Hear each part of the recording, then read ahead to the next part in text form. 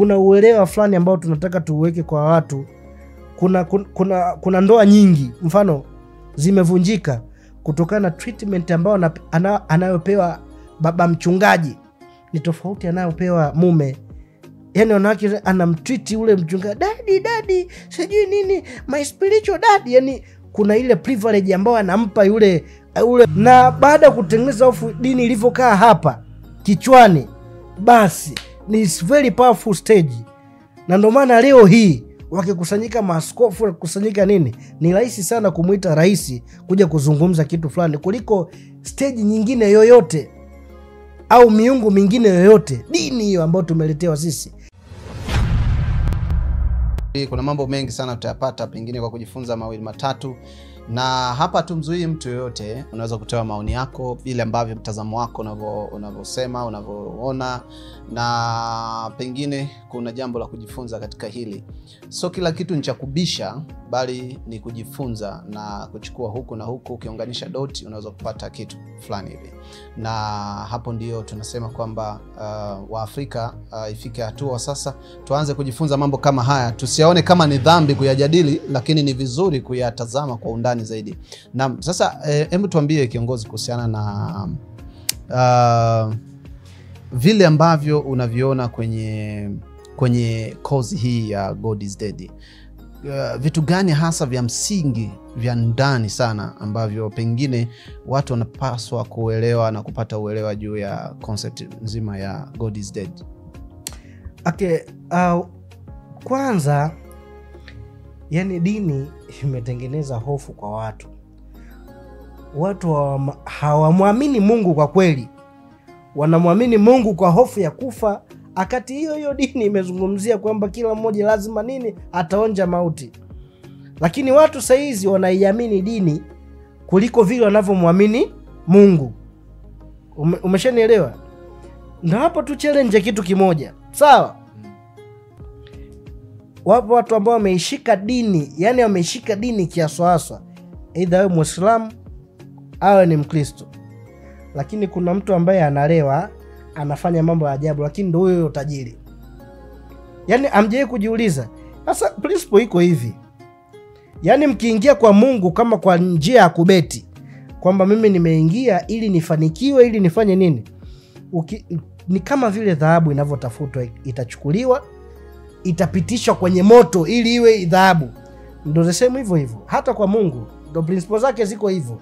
Ukitoka huko ukiingia kwa Mungu, lazima upitishwe katika kipindi ambacho apime kweli yako wewe, kwamba kweli wewe unaniamini mimi au wewe ni hofu kwa ajili unaogopa kufa, unaogopa kupata ajali, unaogopa kufanya. Lazima akupitisha katika majaribu ambayo wewe mwenyewe useme sasa nimeshindwa. Na ndio maana watu wanashindwa kutofautisha hapo, wakimwangalia mbona fulani amwabudu Mungu lakini kila siku ndo anauza, kila siku ndo ana mihela. Mbona mimi nasali, mbona mimi nafunga 3 kavu, nafunga mwezi mzima, mambo hayatokei. Hasa ndo kuna hivyo vitu watu wanashindwa kutofautisha. Unaweza ukamjua Mungu au kutambua hiyo nguvu ya Mungu kama usiposoma vitabu vya dini, vitabu vya imani. Kama nilivyozungumzia hapo awali, kila mmoja anaamini katika kile ambacho anakiamini. Leo hii mimi nikiamini kwamba nitakuwa mtu fulani, piga huwa galagaza mimi nitakuwa, kwa sababu mimi nimeamini. Lakini nikiikwepesha ile imani yangu, nikiikwepesha tu, hivyo vitu haviwezi kuja kutokea hata siku moja. Kwa hiyo mtu anaweza akawa vile anavyoweza yeye kutokana na maarifa anayoyajua yeye ambayo amepewa yeye na Mungu. Wapo wengi tu ambao walizungumzia masuala ya dini. Wapo wengi ambao sasa unakuta tunaanza kuelewa, lakini pengine hata watazamaji ambao watakuwa wanatuangalia wanaweza wakafikiri kwamba hawa wamekosa kazi ya kufanya. Lakini kuna uelewa fulani ambao tunataka tuweke kwa watu. Kuna ndoa nyingi mfano zimevunjika kutokana na treatment ambao anayopewa baba mchungaji ni tofauti anayopewa mume. Yani wanawake anamtreat ule mchungaji daddy sijui nini my spiritual daddy, yani kuna ile privilege ambao anampa yule mchungaji wake, mume haipati. Hiyo Hiyo ndo dini ambayo tunaizungumzia, ambayo Friedrich Nietzsche amezungumzia mwaka 1800 kayazungumzia hayo. Karl Marx kaja kuzungumzia na yeye kwenye kitabu chake, anasema dini ni adui wa maendeleo. Chihonda alisema kwamba dini imeletwa na wazungu. Wakristo, dini ya Kikristo ambayo ni wanatumia Bible imeletwa na wazungu, na pia dini ya Kiislamu imeletwa na Waarabu. Na akasema Waafrika walikuwa na dini zao wakaziacha, na pengine wazazi, wazee, mababu na mababu walilazimishwa kuipokea hii dini kwa nguvu, na wengine pengine waliuawa. Hili juu ya hili una mtazamo gani na unasemaje kuhusu hili? Ndio tunakuja kumleta sasa kwa Friedrich Nietzsche, ambao amekuja akasema kwamba the enlightenment it has killed God. Sisi wamekuja, si walikuta na miungu yetu. Hiyo dini wametuletea, ndio hiyo Friedrich Nietzsche anayozungumzia. Sisi wametuletea sisi hapo. Twende tu mfano mbona tunaenda mbali jamani, tuna Wahadzabe wako pale. Hawana dini. Angalia maisha anayoishi. Angalia tu maisha anayoishi. Ndio wanaishi maisha marefu kweli yani kuliko hata sisi hapa. Angalia maisha ya Wahadzabe, kwani tunaenda mbali? Sababu tunaweza kusema hicho kitu ambacho sisi tumekiletea watu. Kwa nini walikuwa wanaenda kwenye matambiko wanasali na vitu vinatokea? Kwa nini watu walikuwa wanasali juu ya mvua na mvua inatokea? Kuna vitu ambavyo vimefichwa. Someni Biblia vizuri. Musa aliambiwa, Mungu alimwambia una nini mkononi, akaambia na fimbo. Lakini watu waliambia ule muujiza ulitokea pale pale, baba kupiga tu bahari itawanyika. Hakuna muujiza hivyo. Alikaa usiku kucha pale, upepo mkali nini, ndo ile bahari ikatawanyika wakapita. Kuna vitu ambavyo wanakuta vimefichwa. Sisi wa Afrika tulikuwa tuna dini zetu, tuna miungu yetu, sisi walitukutana nazo. Kwa hiyo mzungu alivyokuja akaona tu Mwafrika akikomboka kifikra tumepotea, ndo katuletea sasa, ndo hiyo enlightenment katuletea siku hizi Mungu wa Facebook, Mungu wa Instagram, ambapo ukipita tu post atakwambia ukilike hii posti mara 1000 kesho unapata hela.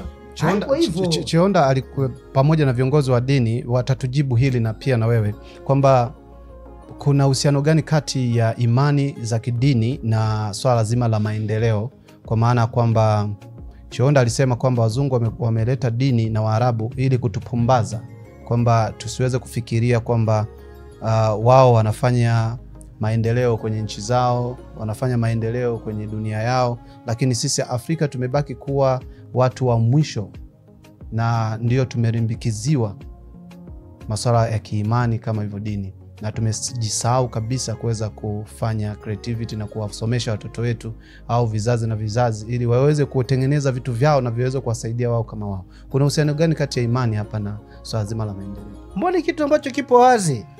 Mchungaji akihitaji gari sisi tunamchangia. Wewe muumini ukihitaji gari nenda unaenda kwa pambana. Dini imekuja sisi kutengeneza hofu.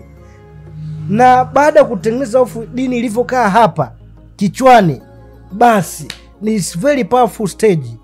Na ndio maana leo hii wakikusanyika maaskofu, wakikusanyika nini, ni rahisi sana kumuita rais kuja kuzungumza kitu fulani kuliko stage nyingine yoyote au miungu mingine yoyote. Dini hiyo ambayo tumeletewa sisi, kitu wazungu hapo walifaulu.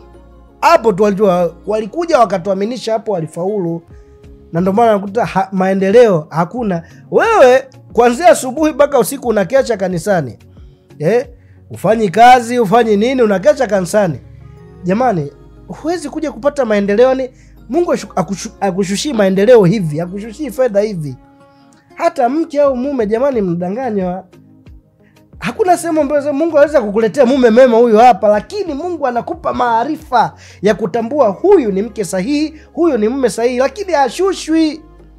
Anaweza akakuletea hata kibaka. Kama wewe ukipata hayo maarifa ya kujua huyu ni sahihi, basi atakuoa. Lakini usitegemee, yani wengi wamejificha sana kwenye hicho kivuli cha dini hizi. Nasubiri Mungu ananiletea, atashuka, akushushii. Hata hela azishuki jamani, fanyeni kazi. Nendeni mkapige kazi, pigeni kazi na nini zitakuja. Wewe kaa hapa saizi, kama usiende kanisani, kaa fanya maombi yako, tengeneza ibada zako, tengeneza fellowship na Mungu, sali, funga, afu uone kama mambo hayatokei. Mambo yanatokea kwa sababu hata maandiko matakatifu yamesema wakutanikapo wawili watatu, Mungu yupo katikati yao. Hata hapa Mungu yupo katikati yetu. Umeshanielewa? Kwa hiyo wazungu wao walifaulu kuimpact dini kwenye akili zetu. Dini ikatuletea sisi hofu, wanakuambia wewe utachomwa, utaenda motoni, sijui utafanya nini, usiposaidia utafanya hivi, sijui Mungu anakuona. Wakati imeandika kwamba mimi na kitu, kama mimi nikitoa kitu kwa kumwogopa mchungaji wangu, mimi sijatoa, hiyo sio sadaka.